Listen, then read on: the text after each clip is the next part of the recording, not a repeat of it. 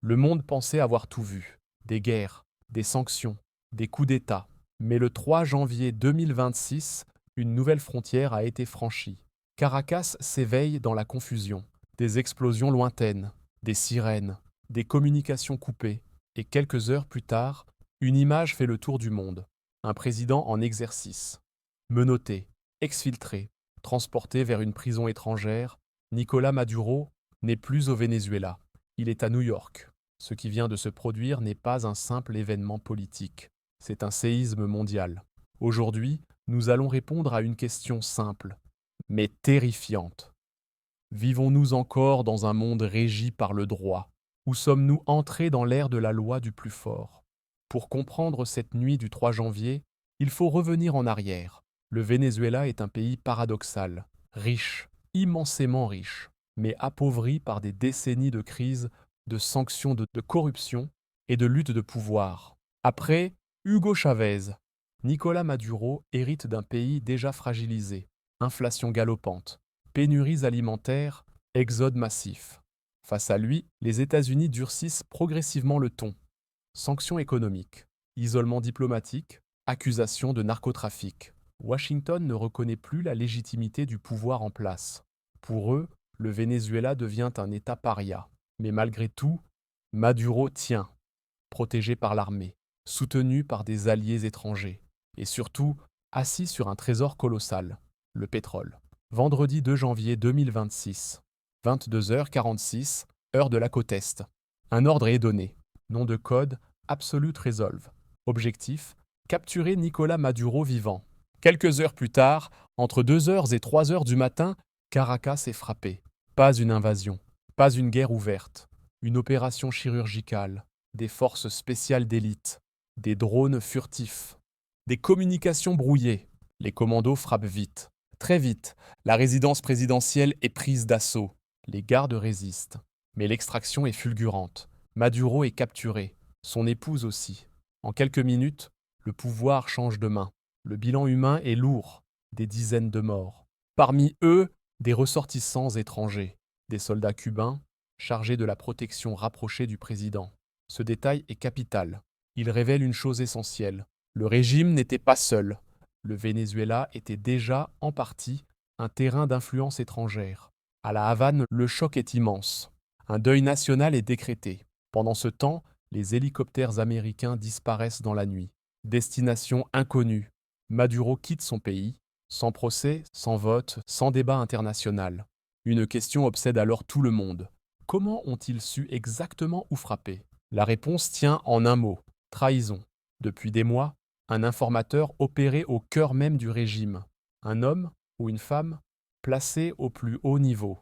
Chaque déplacement de Maduro était connu. Chaque changement de résidence était signalé. La CIA n'a pas seulement utilisé la technologie, elle a utilisé l'humain. Et pour briser la loyauté, elle a utilisé l'argent. Une récompense de 50 millions de dollars. La plus élevée jamais proposée par les États-Unis, plus que pour Ben Laden. Cette somme n'était pas symbolique. Elle était stratégique. Elle visait à faire imploser le régime de l'intérieur. Quelques jours après l'arrestation, le fils de Maduro prend la parole. Ses mots sont violents.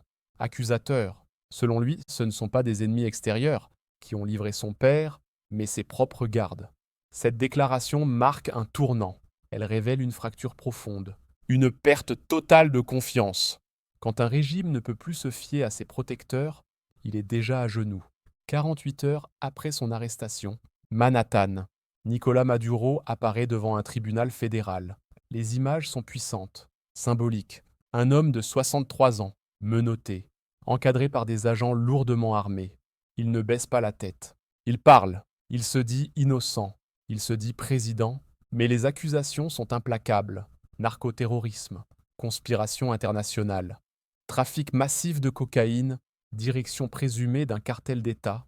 S'il est reconnu coupable, c'est la prison à vie. La défense invoque un principe fondamental, l'immunité des chefs d'État, un pilier du droit international. Mais Washington refuse. Pourquoi? Parce que, selon les États-Unis, Maduro n'est plus un président légitime. Et c'est là que tout bascule. Car si une puissance décide seule, qui est légitime et qui ne l'est pas, alors plus aucun dirigeant n'est en sécurité. À Caracas, le pays entre en état de choc. L'état d'exception est décrété. Les libertés sont suspendues. Les manifestations interdites. Célébrer l'arrestation de Maduro devient un crime. Des arrestations ont lieu. Pour assurer la continuité de l'État, la vice-présidente est investie présidente par intérim. Officiellement, elle dénonce une agression étrangère. Officieusement, des discussions secrètes commencent. Le pouvoir réel reste entre les mains de l'armée. Le Venezuela devient un pays sous tension extrême. Derrière la justice, derrière la drogue, il y a une vérité brutale. Le pétrole. Le Venezuela possède les plus grandes réserves prouvées au monde. Un pétrole stratégique, comparable à celui du Canada. Contrôler ces réserves, c'est contrôler une partie de l'avenir énergétique mondial. Mais l'industrie est en ruine. Des années de sous-investissement, des infrastructures délabrées. Relancer la production coûterait des dizaines de milliards de dollars. Alors pourquoi prendre ce risque? Parce que l'enjeu est géopolitique.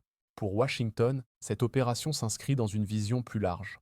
Une vision où l'hémisphère occidental doit rester sous influence américaine. Russie, Chine, Iran. Tous sont perçus comme des menaces.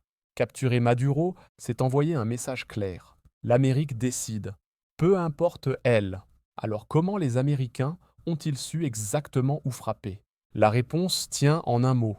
Trahison. Depuis des mois, une taupe opérait. Au cœur même du régime. Une source de très haut niveau. Motivée, selon plusieurs diplomates, par une récompense de 50 millions de dollars. La plus importante jamais offerte par les États-Unis. Plus que Ben Laden.